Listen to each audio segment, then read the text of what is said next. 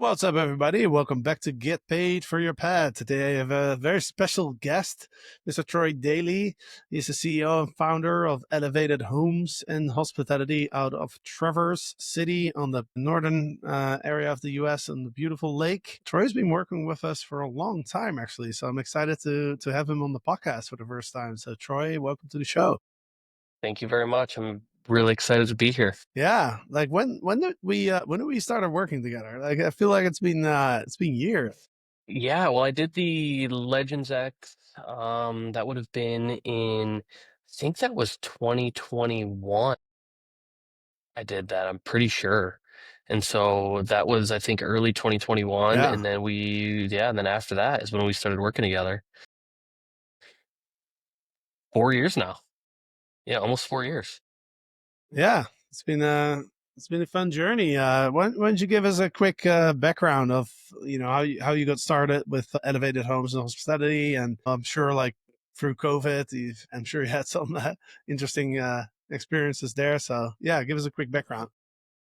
Yeah, so I got into my first investment in short-term rental in 2017. Me and two other buddies were kind of looking for an investment, purchased a house that had 2 units in it, and that was kind of, well, the beginnings. I created the listing, did everything from there, from cleaning through guest communication, maintenance, all of it, and was doing it all on my own. We then probably within 6 months purchased another one and had 3 units, and I was doing everything then too. And our next purchase is where things kind of got into like the hectic coast kind of phase where we bought a 7 unit complex that then I couldn't do everything. There wasn't just like I couldn't clean all 10 units or anything like that. There was some housekeepers that were involved in that investment, and that's when I started to kind of outsource to some housekeeping items. And so I was still doing everything on my own, but I was definitely in that like hectic host kind of phase. I ended up getting my real estate license so I could then manage others. And that's kind of when I joined the Legends X because I didn't know what I was doing, and I was looking for a way to just kind of understand how to get out of out of like the hectic host phase. And that was in 2021. So I think when I did Legends X, I think I had 18 properties at that time. It was around there. And that's when I learned how to create all the systems and plays to scale the business from there. So you were actually doing the cleaning yourself on those first couple units that you got. Yeah, I was doing all of them. I cleaned all 3 units on July 4th one year, my very first year. That's when I was like, huh, I should probably hire Wow, someone to help here. Yeah, it was wow, wild. talking about being in the trenches. Yeah, I learned everything, but it's also good to Wow, understand that yeah, that's and incredible, know man. what goes into it. Yeah, yeah, Amazing. Yeah. And then, our latest, well, you were actually our very first revenue management client. Like, yeah. so we gotta say thank you to you because, I think we were doing some consulting at the time, Yep, right. With Eric and, yep, yeah, and I remember like, you and I were doing weekly calls and at some point we were talking about pricing and you were sharing that like you weren't really focused on it and didn't really have time for it. And then, and that's really how our RPM service started with you at that time. yep. Yeah, we're now like 35 clients in. We're 1,500 homes, Crazy. so we got a team of 4 people, and it all started with you. So I gotta say thank you to you, man, Yeah, for having the yeah. putting It's the been faith in us. yeah. Well, yeah. I mean, it all started with you guys, but also for my end as well. I wouldn't have over 70 units that I have now without you guys and Legends X and all the coaching and the RPM. The RPM's been huge. So Yeah, I've noticed that you've been growing fast. I remember, I think when we started about just over a year ago, I think if I remember correctly, you have 23 units. And being at 70 now, that's a huge growth. Is that has the us taking over the revenue management, has that helped you to kind of free up some time and kind of focus on business acquisition? Yes. And so, yeah, so I'll go back kind of like the Legends X thing was helping me get all the systems in place and figure out who I needed to hire. And I really hired my very first kind of like operational manager in November of 2022. Well, that operational manager ended up becoming like a housekeeping manager as well, because that's a huge part of the operations, right? And that kind of like when I did that, we also got rid of our independent contractors and brought all of our housekeeping in-house, which was good and bad. I mean, it was good because we could control all the quality, but it was creating all the systems and plays that go into that, which is a lot. I mean, that was, I had no idea really how much went into the quality control of that. It's really easy to have independent contractor because they have all their own systems, they do all their own payroll, they have all their own cleaning supplies, everything. When that's internal, that's where it really is a whole new ball game. And so, anyways, that was getting that all figured out as I was going through all the coaching and everything as well, which then helped really spur all the growth and all of that as well. So it was really exponential, really starting in about 2 years ago in Q1 of 2023 is when we really started to escalate our growth. Really every year since then we've been at, at least doubling every year. Yeah. Yeah, it's incredible, man. What's next for you? Are you planning to continue to scale that way? Not entirely. I think we're kind of at the point where we can really choose who we want to grow with and really making sure that our quality is like owners we want to work with and properties we want to work with as well. We're bringing on a really cool 15 unit complex here that's kind of like a condo hotel that is really high end and super luxury, that will be a really cool addition to our portfolio, as well as really lock in the quality of owners and customers that we were looking for. Yeah, I remember when we first looked at that building. It must have been like maybe like a year ago or something. I remember we were doing Yeah, some it was revenue almost a year ago. projections on Yeah. that, and then I didn't hear anything for a long time, so I almost forgot about it. And then one day on one of our calls, you were like, "Hey, we're getting that building," and I was like, "Wow, that's amazing." Yeah, yeah, I mean it's all new construction. So with all the construction and 15 units, it's four buildings in 15 units. So it's under construction right now still as well, but that will be complete here within the next 1 month, and they got to get it all furnished and everything. But that's going to be coming online early June.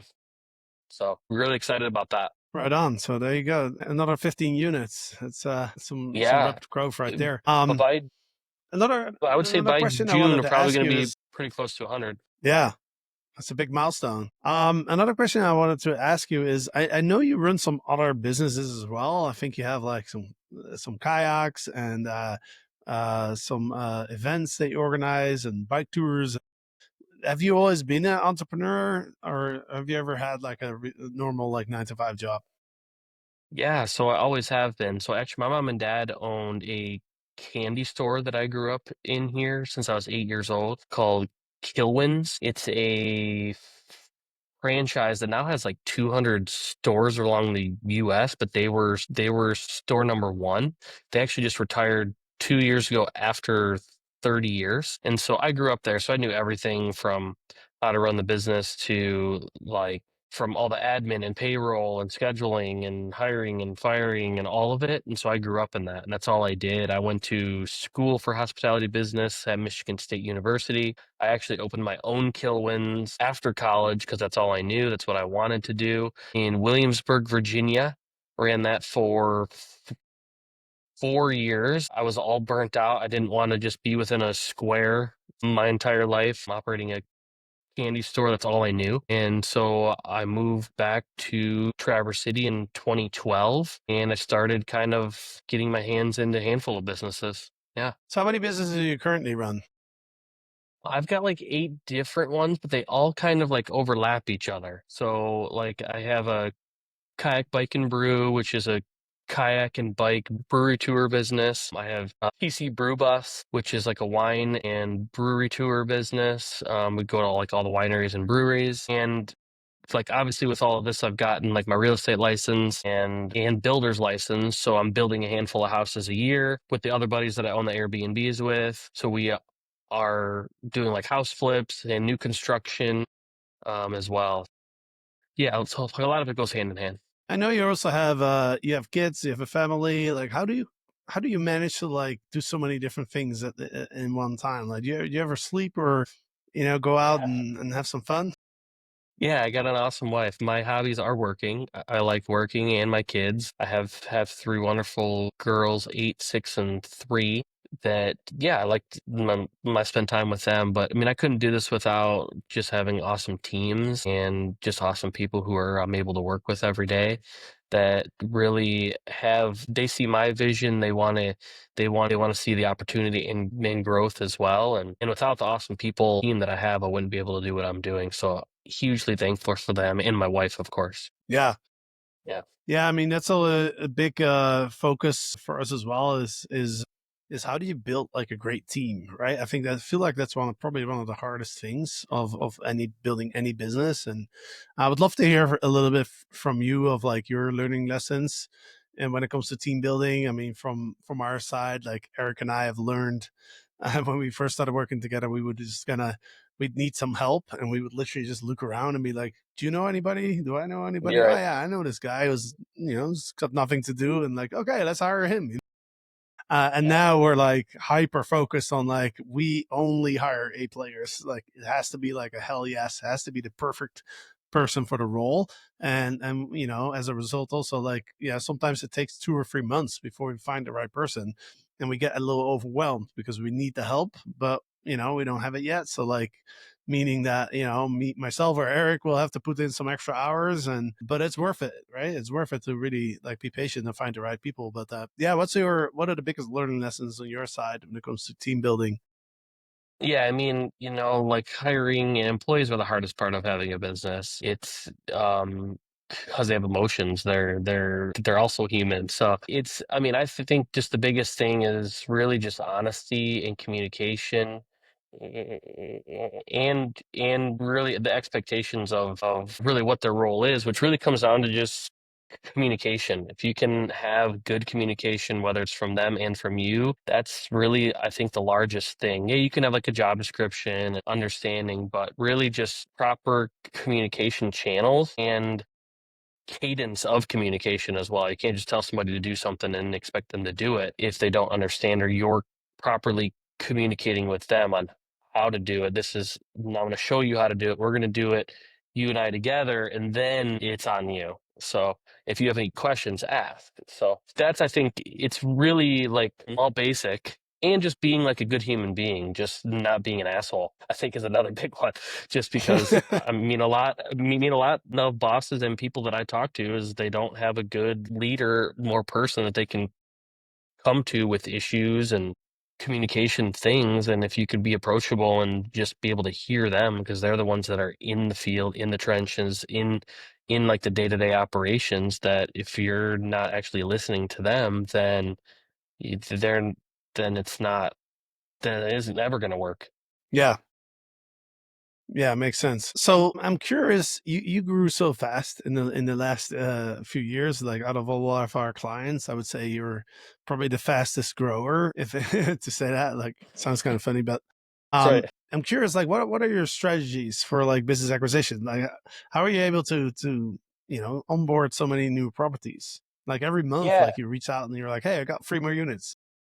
Yeah, it's been interesting. I mean, obviously, like reputation now in SEO, we did put a lot of money into that over the last couple of years of just SEO and being on Google, and that has spurred kind of a lot of organic and referrals with existing homeowners or them expanding on their portfolio. But really, we did go with Ventori about 2 years ago to really help with our growth there, and they have done a good job with being able to bring us leads and um, being able to do like we do calls and email and drip campaigns and postcards to any of the STRs that are in the area, and that has helped a lot. Uh, but I think just our reputation now is kind of being well, number one, because a lot of people like they see our reviews, our reputation, and they know what kind of quality that we really want to actually go for, and so they want to work with us. Makes sense, yeah. And it's a bit of a long-term game, right? You have to kind of invest into these marketing channels, right?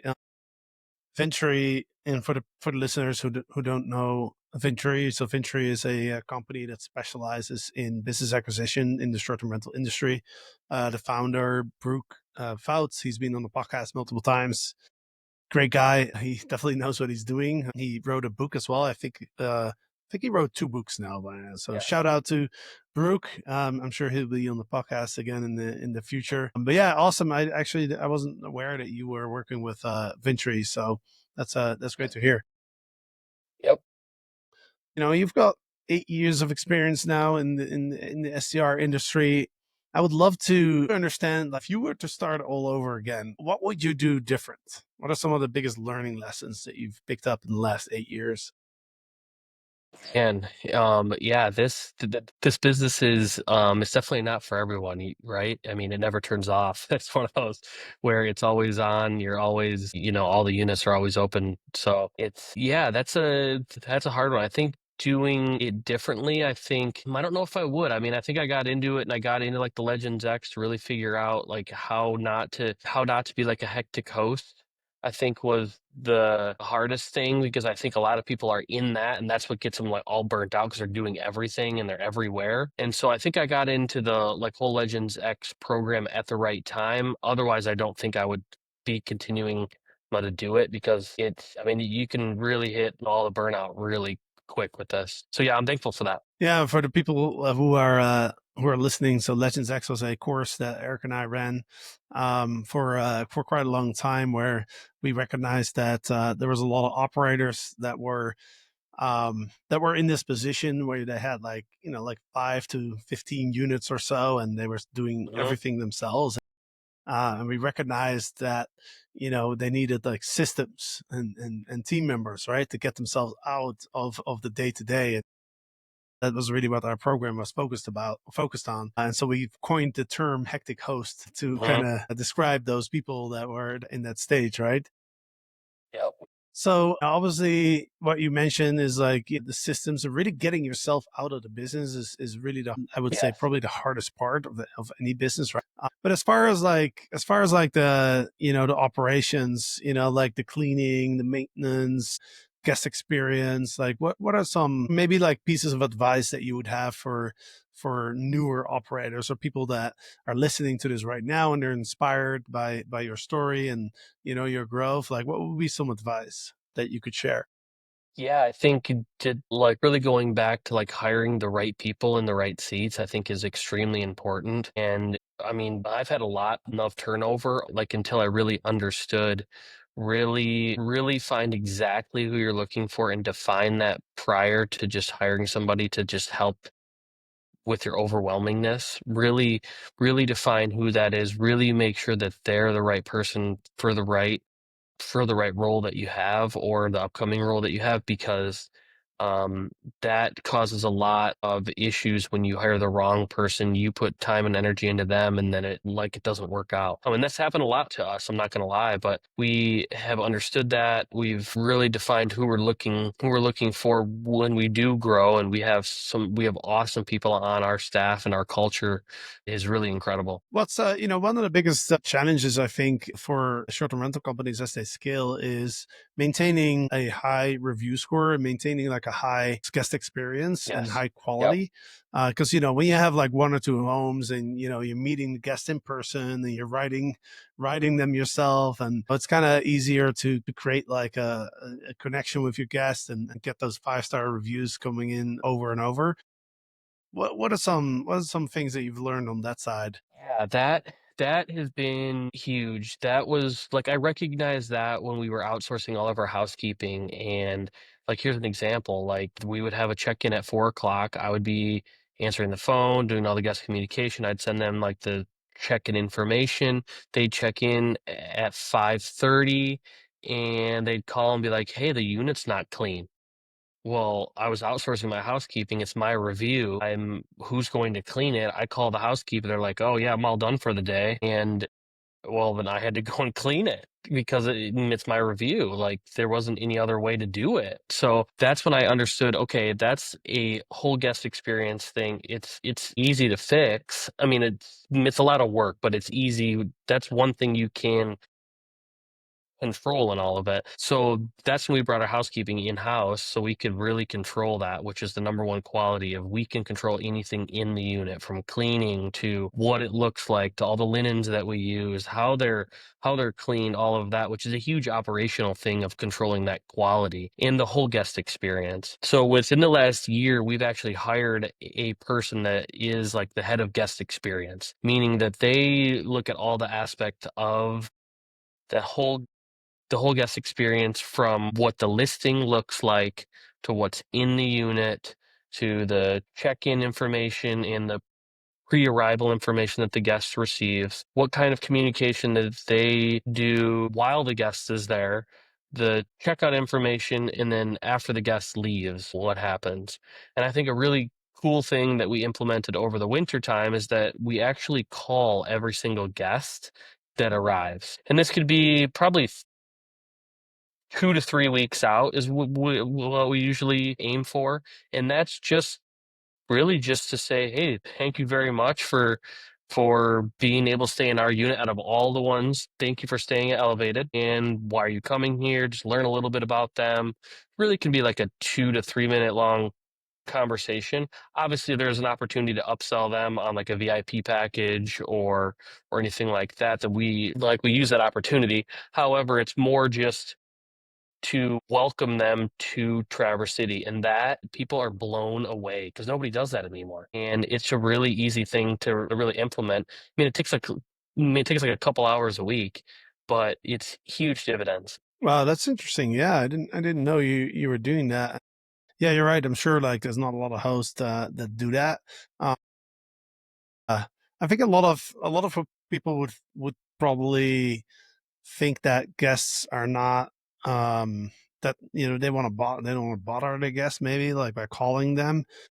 Have you ever Right. had any type of responses where you felt like, okay, this guest didn't really want it to be contacted, or Yeah, I would say that there are some guests who are pretty quick on the phone, or they don't answer, but we leave like a nice voicemail or text message or whatever as well. Because some people don't want to be called.